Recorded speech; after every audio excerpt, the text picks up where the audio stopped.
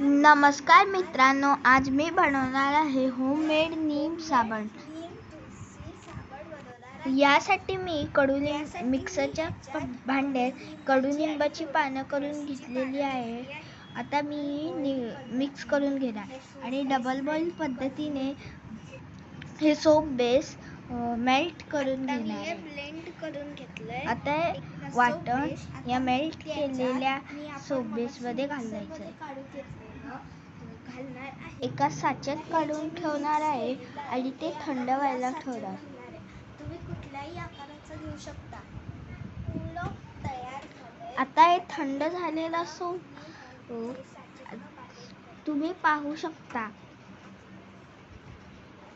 आता याचे छोटे छोटे तुकडे करायचे। आपलं साबण तयार। साबण तयार। अशाच व्हिडिओसाठी लाईक करा, शेअर करा, सबस्क्राईब